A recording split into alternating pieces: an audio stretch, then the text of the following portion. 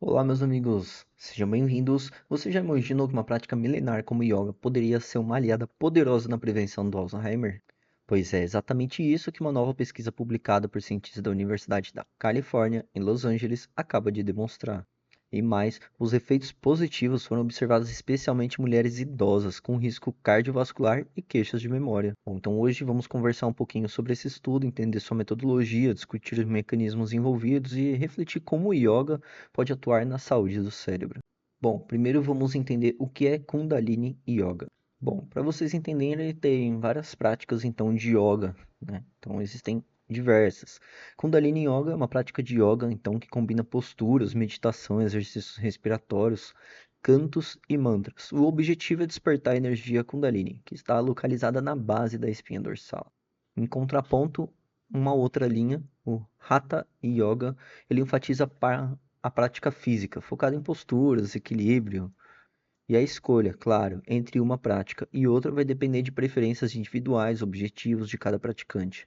Para vocês terem uma ideia, tem duas famosas aí, pelo menos no Brasil, que praticam o Kundalini Yoga, ou pelo menos o que está demonstrado aí que elas praticam, Anitta e Angélica, né? Bom, então se formos ver assim uma prática que já tem mais de 5.000 anos de exercício do corpo e da mente, que provém da Índia, alcançou até famosos no Brasil, amantes, no mundo no geral.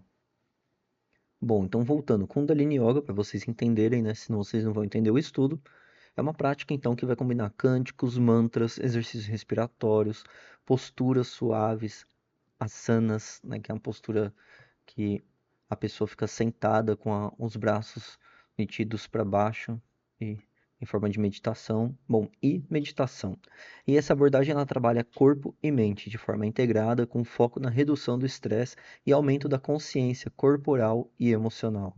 Bom, como que se sucedeu então o estudo? A pesquisadora doutora Helen Lavretsky, ela liderou um estudo com 22 mulheres, média de 60 anos mais ou menos, todas com queixas subjetivas de memória e ao menos um fator de risco cardiovascular, como infarto prévio ou diabetes, ou quaisquer outros, mas tinham que ser fatores de riscos cardiovasculares e foram sabidamente associados ao aumento do risco de Alzheimer. Sabidamente, então, que esses fatores de riscos tinham um risco aumentado para Alzheimer, então pegou pacientes com base nesses fatores de risco.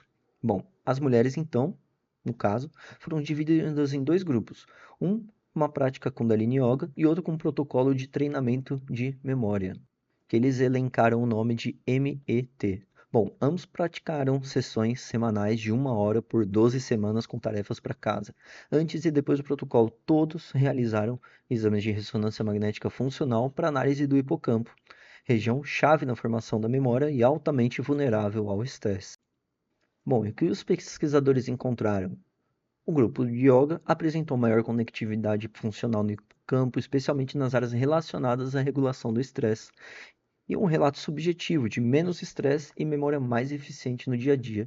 Já o grupo de treinamento de memória teve melhorias em áreas relacionadas à integração sensorial da memória. Bom, ambos os grupos sem dúvidas mostraram ganhos, mas os efeitos neuroprotetores do yoga no hipocampo, que é exatamente o objeto de estudo do desse pessoal aí na Califórnia, é exatamente onde mais ali tem um acometimento da doença de Alzheimer, fora outros pontos no cérebro, mas principalmente hipocampo. Bom, foram neuroprotetores e especialmente ligados ao estresse, e foram um grande destaque. Então, apesar do grupo de treinamento neurosensorial da memória ter realmente um ganho aí subjetivo de menos estresse e memória mais eficiente no dia a dia, o yoga, sem sombra de dúvidas, agiu em pontos específicos no cérebro que, por sinal, auxiliam ali. Então, o yoga auxiliaria, né, na doença de Alzheimer, no tratamento e no ganho funcional e relaxamento desses pacientes. Bom, mas por que que isso acontece, né? Qual que é a explicação por trás disso? Bom, ela pode variar e estar exatamente na via do eixo hipotálamo-hipófise adrenal, altamente ativada pelo estresse crônico. O cortisol em excesso, ele impacta diretamente o hipocampo, reduzindo volume, conectividade e função. Ao reduzir o estresse, o yoga pode modular esse eixo, atuando de forma protetora e potencialmente retardando o declínio cognitivo.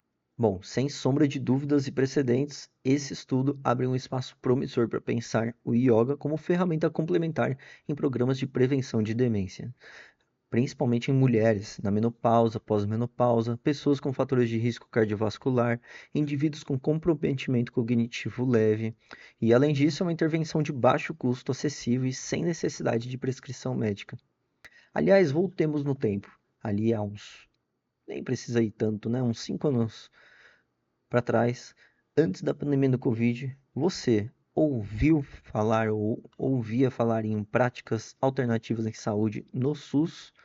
Pois é, muito difícil. Hoje em dia, elas estão muito mais acessíveis, até do porque os custos em saúde são muito altos quando não se tem essas práticas integrativas.